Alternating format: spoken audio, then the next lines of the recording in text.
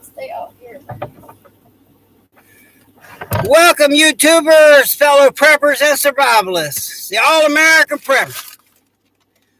I got that hog. He was a smart one, too, but I got him. I got tired of him killing dogs, especially my cousin's dog. Luckily, when I got there was a bunch of guys out there. They unloaded their dogs. And I told them, I said, that's not a good idea. That dog's a hog killer. Do I got a 5x5? But it's the first time in my life I ever had to tourniquet a dog. I told him, I said, y'all are not turning them dogs loose. I'll get him with this spear. Because that hog, he don't run from nobody. And they turned the dogs loose. Next thing you know, there's dogs getting all cut up. He's slinging them all through the air. So I throw down my boar spear and pull out my knife, because if I would have went up there with that boar spear with all that commotion, I would end up getting one of them dogs with that boar spear. So luckily, one of the dogs had the hog by the rear end. And so while that pit bull had that hog by the rear end, I run up to him with my hog knife. And hogs has got like an armor plate right here that protects their heart. So you go a little bit behind that armor plate and come up in there and get them right in the hog. Thank you. Thank you, Grateful Prepper. And I got that hog. And I told him, I said, look here. One of the dogs was pumping out. He got cut in the leg. And I said, I got this. I tourniqueted the dog. That's the first time I ever tourniqueted a dog. But I did. I tourniqueted the dog's leg. And I had my sewing stuff with me. I sewed the dog up. And another dog, we literally had to push his insides back in. And I sewed him up. And I told him, I said, y'all, I told y'all not to turn them dogs loose. And then about got me cut up because I had to get that hog with my knife instead of the spear. And I said, look, y'all can have the hog. Y'all can have the hog. I just want his tusk. So they took the hog. They took his head off and they got it in an ant bed. And after the ants do its work, they're going to give me the tusk. And I'm going to make a necklace out of it and give it to my cousin, the one that got all them stitches from that hog. So, and I told them, go down to the feed store and get some antibiotics for them dogs. You can go to the feed store and get penicillin and such. You just got to know what you're doing, because if you use too much penicillin on yourself, you'll go into this thing called penicillin shock. And it'll kill you. So they didn't even know. I'm like, man, you guys, they were young. I was like, you guys, man, I told y'all not to turn them dogs loose. You guys need to go to the feed store and get some antibiotics for these dogs. And they're like, what? I'm like, yeah. So they gave me their address. They went down and I went down and I injected the dogs with the proper amount of penicillin, because even too much penicillin can kill a dog. I hate to see a dog get hurt. That's why I didn't take Duke. You know, Duke, he'll catch a hog, but I'm not turning no dog loose on no hog killer. That bulldog, though, had that hog by the rear, because most hog dogs grab them by the ears. Somebody caught that hog when it was little and cut its ears off. And that's why that hog was so good at killing dogs, because they hold them by their ears. Well, they got no ears. I was just grateful that pit bull. But, you know, the whole thing could have been avoided, because that hog does not run. I would have just walked up and speared him. But it was fun and it was exciting. And none of the dogs died. And I do know how to take care of dogs. That's something that I've been hunting hogs ever since I was a kid. So I know how to keep from the dogs dying. Just hit them with a shot of penicillin, sew them up, and then dump the antibiotic in their food, and they'll eat it. But it was fun. I'm not gonna lie, it was fun. And every time I go hunting, I take my foraging bag with me. And when I see something I can forage, I always come home with a bag of forage stuff. I cook it up. I give it to my family. They think it's something I picked out of the garden. They have no idea they're eating weeds, which literally those weeds have more nutrition in them because a lot of farmland is burned out. That's why they got to use these chemical fertilizers because the land is burned out. There's no nutrition in the soil. That's why if you eat wild edibles, you're going to get more nutrition without all that poison on there because it's bug resistant and it's got more nutrition in it. It's growing in land that's not been farmed, that isn't burned out. So it has nothing chemical on it. The closest thing to chemical that comes on it for me is I put salt on it because I put a lot of salt on my food. You know, salt makes anything taste better. But yeah, I'm still excited from it. It takes me a while to come down because we got that hog at about 4 o'clock this morning. Off of her. Oh, I'm sorry about my internet. I hope this internet's doing better. It just showed it dropped. Am I coming in 5x5 again? Well, I hope so. So I'm trying my best with the internet I got. Am I? Do I still got y'all? Am I still in a 5x5? All right. Thank you, Grateful Preps. I appreciate you. So the moral of the story really is you always need to have a tourniquet. You never know. And I will say that is the first time I ever used a tourniquet on a dog. I'm still learning. It worked. And I sewed him up. The owner had to hold the dog's head because that dog was not happy and was trying to get me. I was like, you just hold his head, I'll sew him up, and he'll be fine. And then I went to their houses and shot them up with penicillin, and those dogs, I just checked with them. They said the dogs are doing fine. They're resting. Because you got to hunt them dogs when it's not hot. Because a dog would literally run himself to death in the heat and have a heat stroke. And I've had a heat stroke, and I've seen dogs die from it. I've seen youngsters hunting them dogs in the heat of day, and I'm like, look, man, it's too hot to be hunting them dogs. And the dog will fall over dead from a heat stroke. And so will you. You got to stay hydrated. That's why, you hunt hogs at night or early, right when it's getting daylight. But the hogs are more active at night.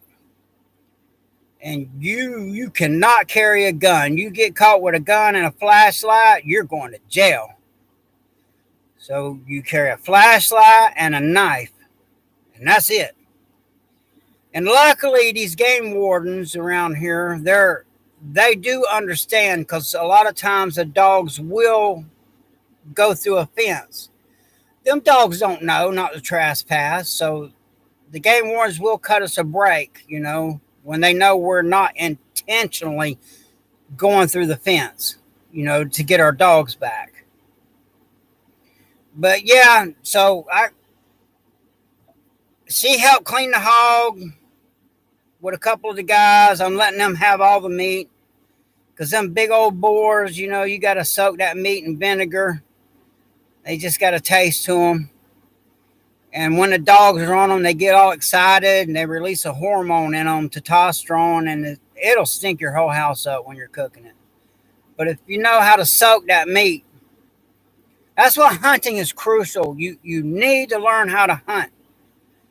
If nothing else, just at least learn how to snare.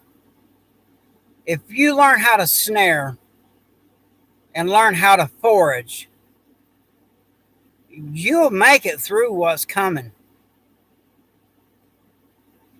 That is very important.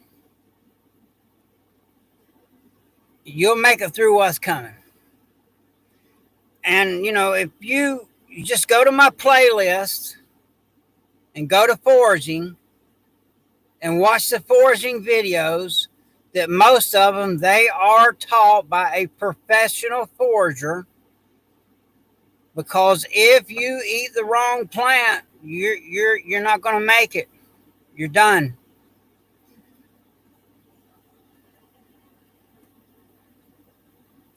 No, I should do that.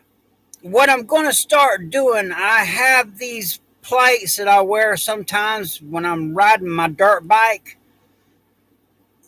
I'm going to start wearing those to protect my shins, because my snake boots got tore up by that but not that hog, by another hog. And those snake boots are $200. So I just sewed them back together. I can't afford right now to be spending no money. Little Miss Prepper, I'm just not making the money at the club, so she just doesn't want me doing it anymore. And it's just people losing their minds. I kind of got a feeling that's got something to do with it. But that's just a theory. And if you look back at my past videos, all my theories have come true. So it is what it is. A lot of people don't know. A lot of them boars, they'll turn around and they'll come after you. Some of them won't run. And you better be ready for that if you're going to hog hunt, because them hogs will mess you up. They're the hardest animals that I know to kill. I have literally seen people, I've seen a hog run across the field and I'm shooting that hog with all kind 30-06s, just blowing chunks off that hog, and that hog's still running. They are tough. I wish I was built like one of them. I'd live forever. And hell, if I had cutters like them, which I carry one in my pocket. But I just want to do this live because I haven't been able to. The internet I had was just awful, but finally I got some decent internet this time, because I run off a hotspot. I live way out in the woods. They don't even run internet out here. So I have a hotspot that I get, and they swap them out. But, oh, thank you, Grateful Preps. Thank you so much. I really do appreciate that. Thank you. That really means a lot to me. I really appreciate that. We got so many hogs down here that there is no reason for anybody to be going hungry.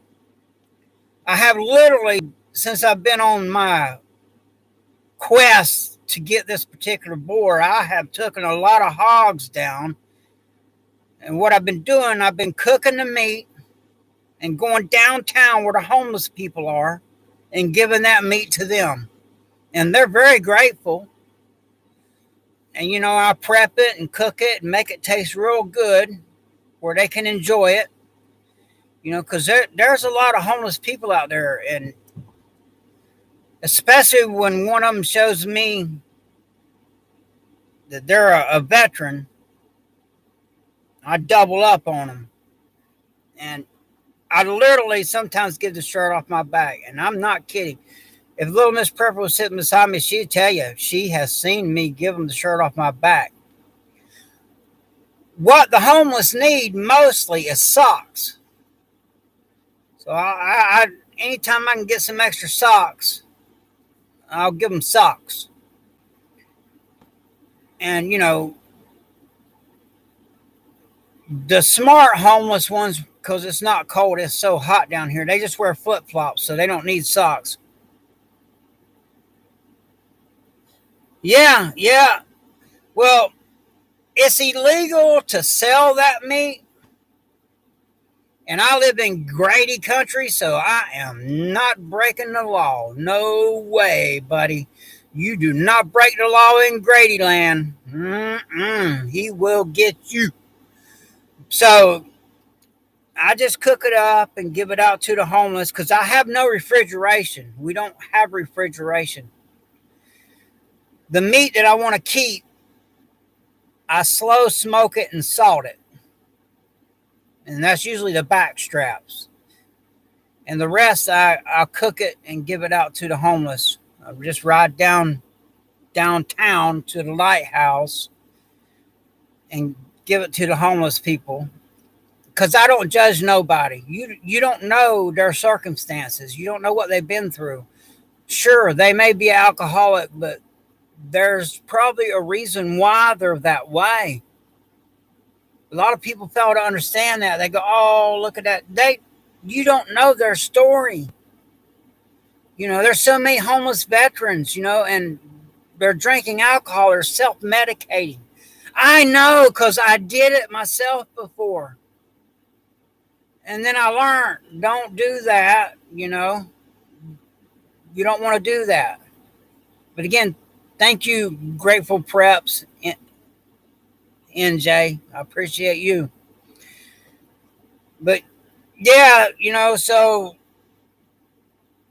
but now, I'm going to keep hunting these hogs because, those guys, when they see me riding up, they're like, all right, because it's still hot. I wrap it in foil and it's still hot when I give it to them. And, because I cook it, I wrap it in foil, put it in the cooler keeps it hot, and I hand it out to them and I season it the best I can. And I give it to them with a vegetable plate of wild edibles I picked. They don't know it's weeds. They're grateful. I do my part. I do what I can. I try to help people. That's why I do this channel. I'm trying to get people through what's coming. If you can't afford to prep, learn wild edibles. Learn how to hunt. Learn how to fish. Learn how to snare. You must learn these things. The time is coming. You're not going to be able to go to the grocery store and get it. There's already a lot of people putting groceries on their credit card. That's a sad situation. Yeah, same down here. It's illegal to sell it, and down here you can't sell it. So I give it away to the homeless and my family, people that need it. Because the price is going up on everything. Now I got to clean that tourniquet really good because I don't want to use it on me or somebody and get some sort of infection.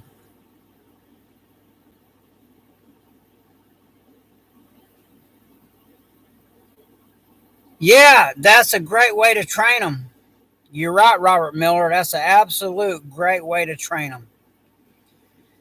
And like down here, we got these golf courses and all, and we are literally infested with these wild boars. Now, there is a warning I want to give you if you're messing with these wild hogs.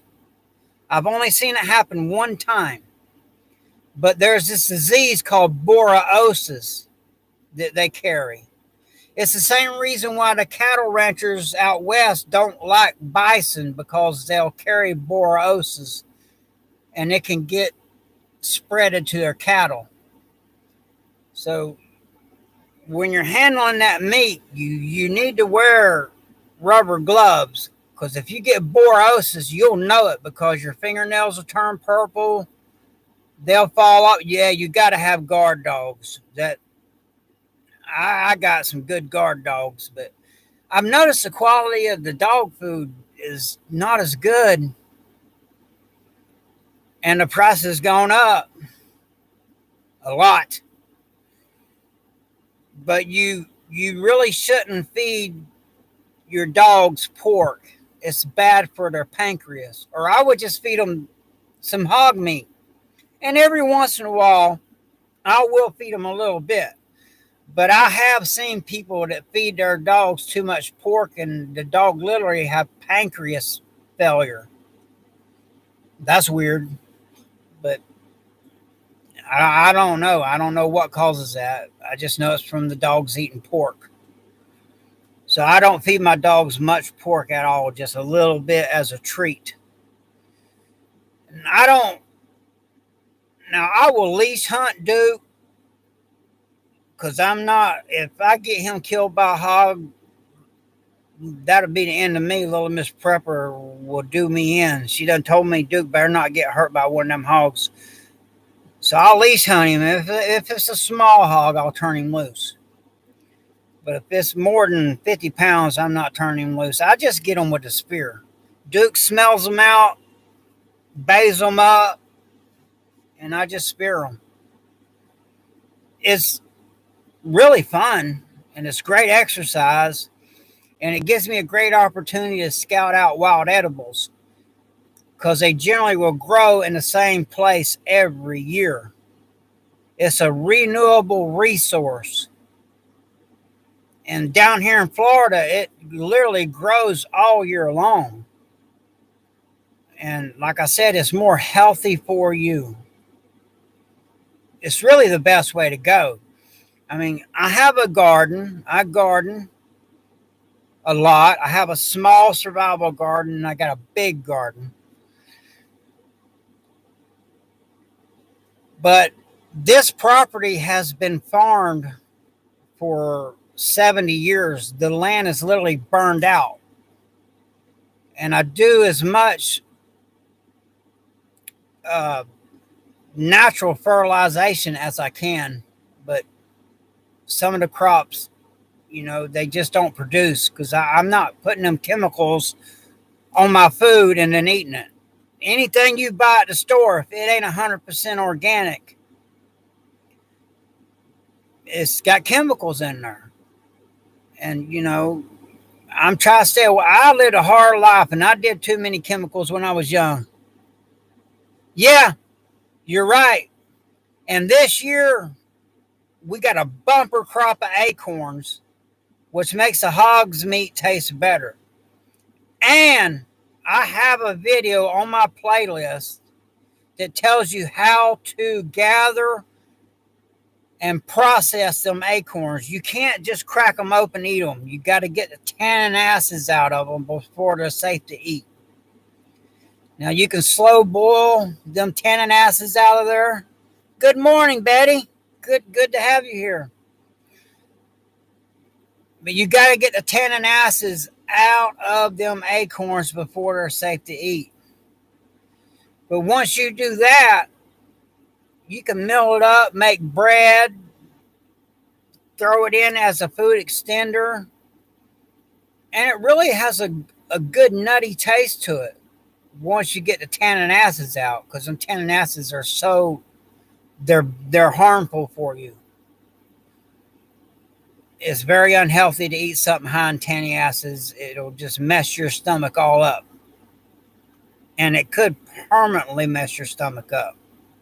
So if you're going to harvest acorns, you soak them 3 or 4 times until there's no more color coming out of them. You leach some tannin acids out. Now you can heat them up. That's a speedier process.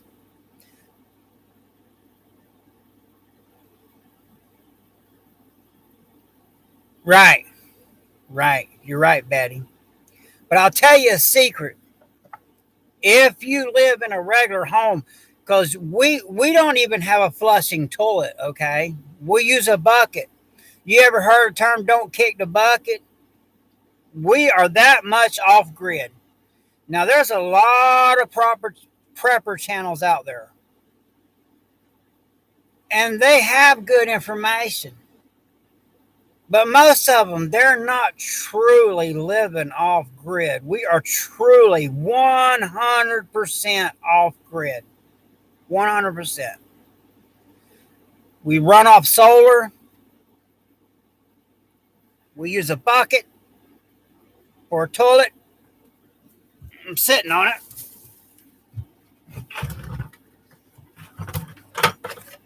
There's my toilet right there. I just I'll put a garbage bag in there, so it's not disgusting. And I use a garbage bag, and then I take it and dispose of it. And we take a bath in a little swimming pool. We've been off grid for 5 years. I'm not even going to know when the grid goes down unless someone tells me. Because I have no television. I had to throw it out of the house. I was in the mainstream propaganda, the mainstream media, which is really nothing but propaganda. And it was getting me so aggravated.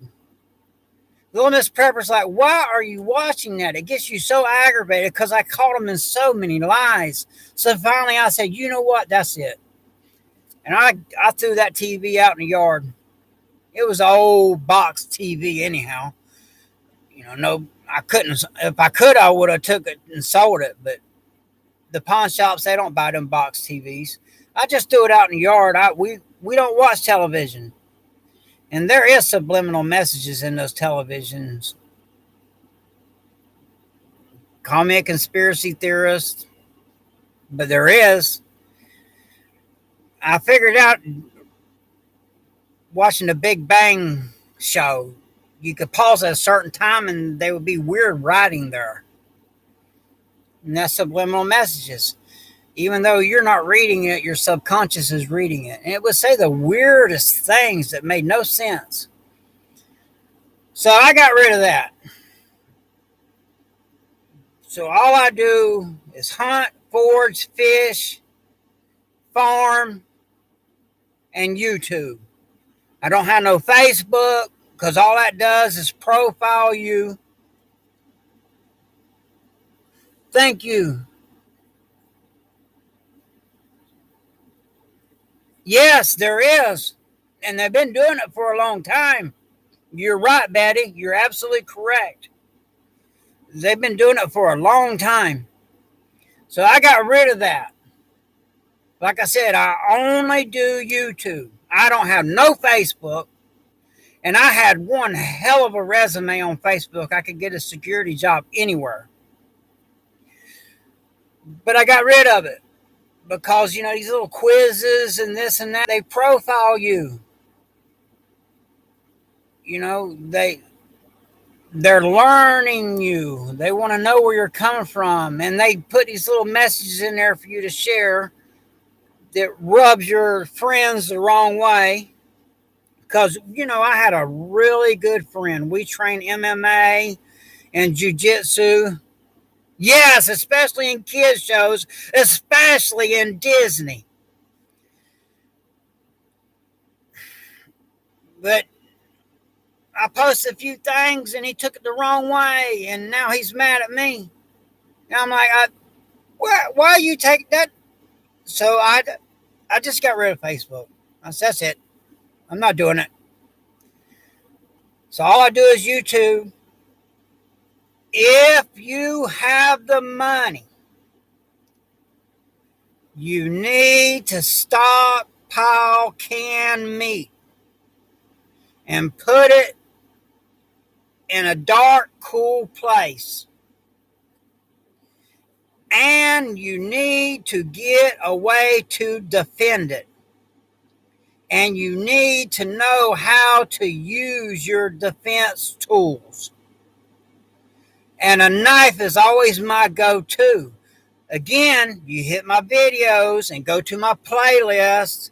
I got some great knife training videos on there. And it's based on the boxing. If you can box, my knife fighting defense system is perfect for you. So if you brush up on your boxing, my knife defense will be perfect for you. And I'm telling you, at close distance, I'd rather somebody come at me with a gun than a knife, and I would rather have a knife than a gun. That barrel has to be pointed at me. I can turn that barrel away from me. They grab my blade, that's a bad mistake on their part. I will win that fight. I've been in them situations before, and I win them fights. I'm still alive. So that right there says a lot. If you only knew the things that I've been through, like my mom, God bless her heart. We were going to a church, and the pastor, yes, you can. You're right, Robert Miller. And I do have mason jarred hog meat. I do have that. But we were going to this church, and the pastor used to be a police, so they can look up things that a regular person can't. So the pastor looked at my mom. He's like, it's amazing that your son is still alive. Well, my mom, she got all upset and took it the wrong way and quit going to that church. And I'm like, Mom, look, he was just telling the truth. It's just, he could look up things, and it's just amazing that I have survived the things that I've been through. I know my guardian angel is probably like, oh, Lordy. But I definitely got one. So I try, and I am far from perfect, but I try to be righteous. I don't judge nobody. That's the number one thing. Don't judge nobody. You don't know their story. As long as they're not hurting women or children, you don't know their story. Now, if someone's hurting women or children, I'm going to be a big problem for them. But other than that, people hurt themselves mostly, through drinking too much or drugs. They hurt themselves. But you don't know why. There's a reason why people are broken. I was broken for a long time till little Miss Prepper came along and put me back together the best she could. I would be dead right now if it wasn't for her. I'm sure of it. And she's been through a lot with me. And she's a trooper. So, but I'm glad I was able to do this live. And thank you for your donations. We really appreciate it. Like I said, if y'all go back and watch my past videos, leave a comment. That way I know they're getting watched. Go to my playlist, watch some knife defense videos that will save your life.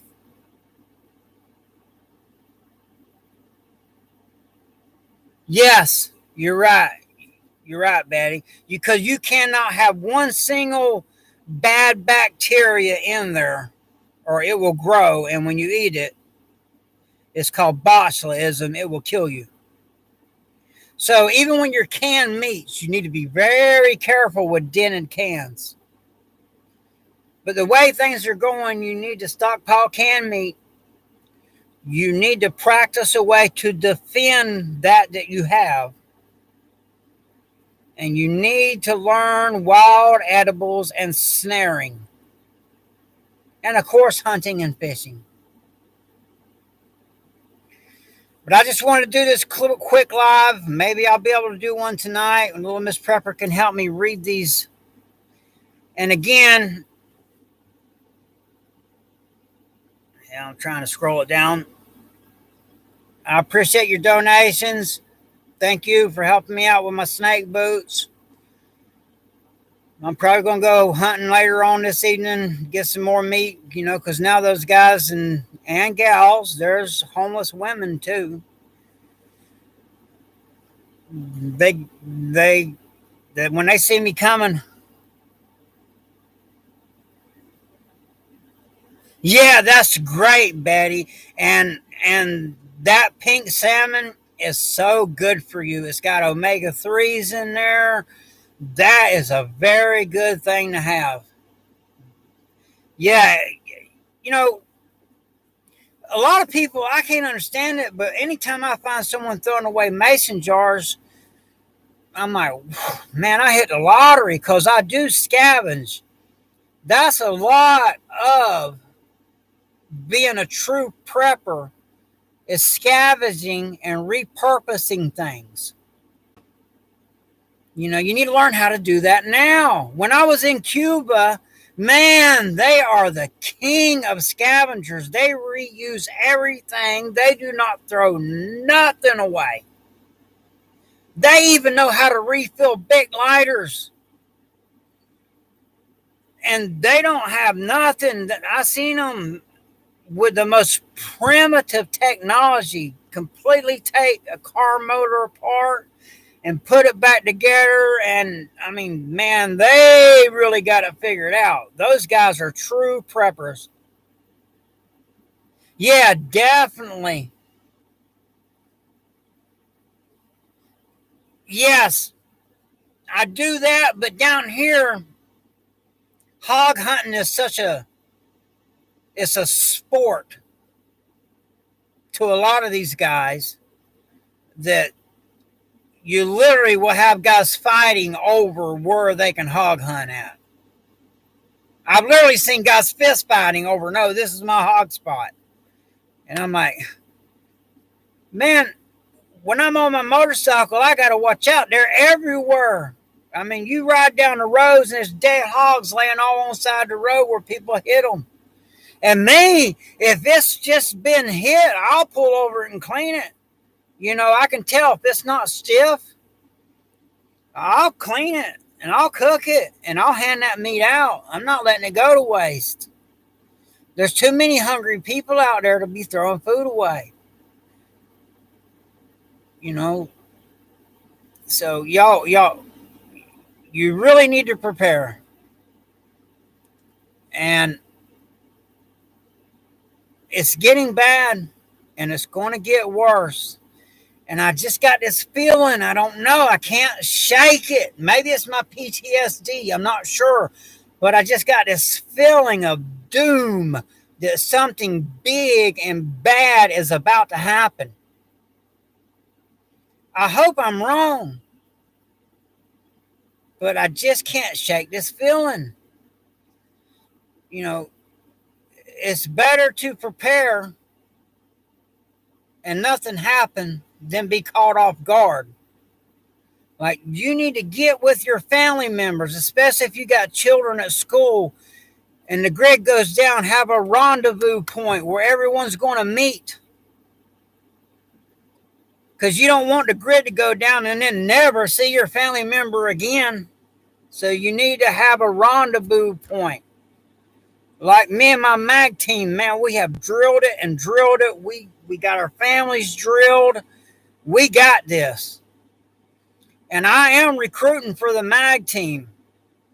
And you don't have to just be here. You know, we may need if we get hit with a nuclear here, or a dirty bomb is probably more likely. If you got to relocate, you're going to have somewhere else to relocate. And we do have spots all over. You know, most of them are in the South.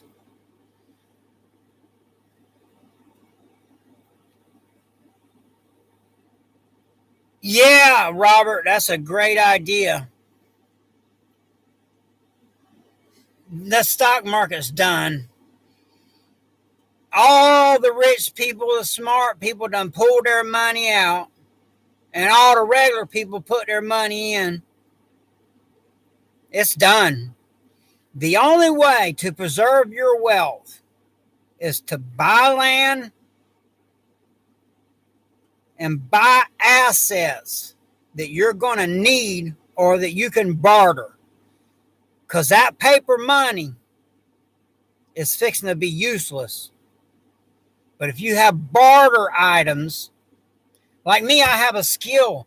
You know, soon, these people's living in the nice parts of these big cities and these big mansions, they're going to be in a world of hurt because that's where the people are going to go to take. But the ones that know me can call me, and me and my crew, for a fee, will come and protect and hold their property and keep their family safe. So my security skills is my asset. My life experiences is my asset. You know, I'm not a welder, not none of that, but I am a redneck. I know how to hunt and fish, just like that Hank Williams song. I know all that. But I'm also, in my opinion, the best security guy in the business. I don't believe there's anyone any better. I don't know anyone that has had all the experience I had that is still alive. Not one single person. All my battle buddies, almost every one of them, the the old school ones, they're all dead. I'm the last one. Now there's some youngsters that came in, they're still alive, and they're part of my mag team. But all the OGs, they all got killed. That's why little Miss Prepper won't let me do that kind of work anymore. She's like, no, you're not leaving the country and going over there and getting killed. And I'm like, look, I know what I'm doing. That's the reason I'm still alive. But she won't have it. And really, she's the boss. And since we're married, I respect her enough to do what she tells me to do.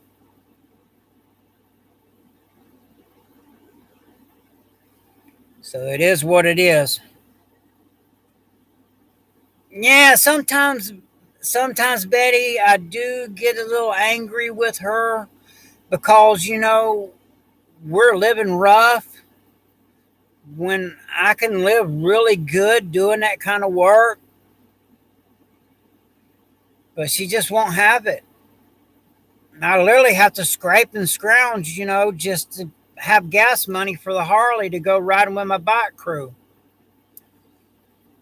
I do. I pick up cans. If I see an aluminum can on the side, I pick it up when I'm walking or when I'm running. I carry a bag with me when I do my running, and I really do run in flip-flops. It's true. She wants me, not money. But man, my ex-wife, she had a wonderful life. My kids had a wonderful life because I had money.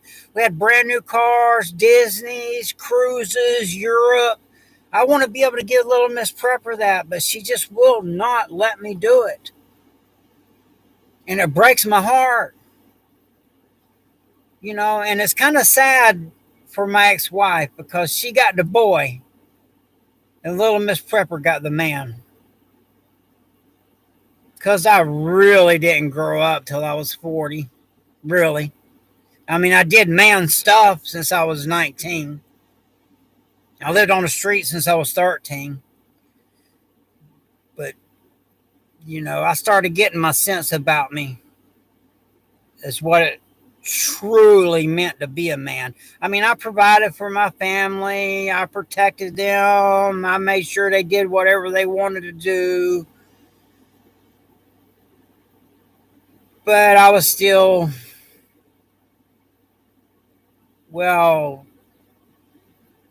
doing young men stuff.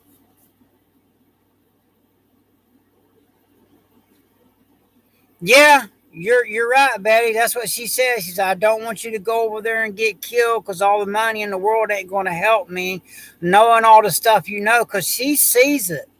She sees all that I can go out and forage. She sees that I can hunt. She sees I can provide. It's just we're having money problems, and like I said, working at nobody has no money for the strip club anymore down here. Everything costs so much. At the strip club I work at, the girls are even having a hard time paying their rent because the rent is through the roof. So they can't really tip that well. And me getting all cut up and, she's just tired of it. So I do. I pick up cans, scrap metal. I do whatever I can. Yeah, she will. She has stood by me through thick and thin. Actually, there's a couple times I tried to talk sense into her and say, please go home to your mom and dad. They don't like me. They'll take you in. But no, I can't get rid of her, and I don't want to, honestly. But sometimes I do feel she would be better off without me because I am a bit much, especially when my PTSD flares up. Because I'm not taking them that medicine. I'm not doing it. It makes me like a zombie. I'm not taking that stuff. So she just deals with it. You know, it is what it is. But like I said, stockpile meat, stockpile you some seeds, keep them in a nice, cool, dark place. You're right, Betty. You're absolutely correct. Invest your money in assets because if you got money in the bank, you're right, Betty.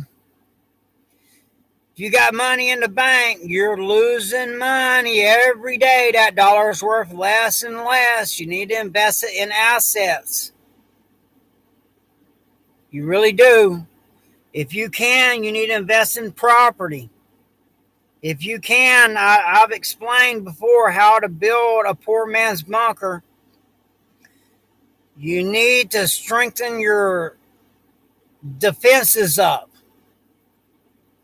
Like if somebody comes up here, they're in a world of hurt. And I have a contingency plan.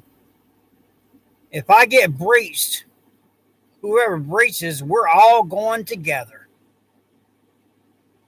I did learn a lot over there. We'll all go together if somebody breaches my place. I got no problem with it. I'll take them with me.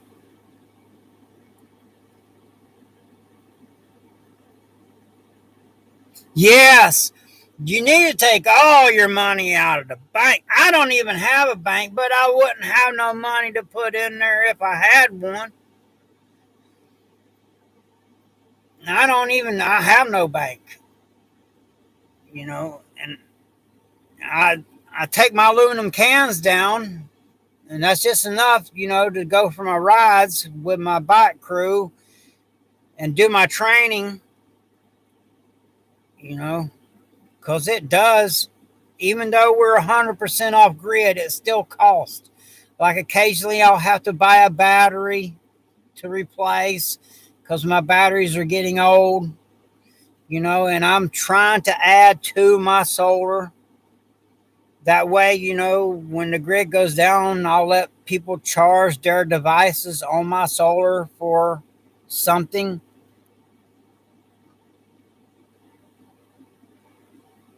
Yeah, you're right. You're right, Betty.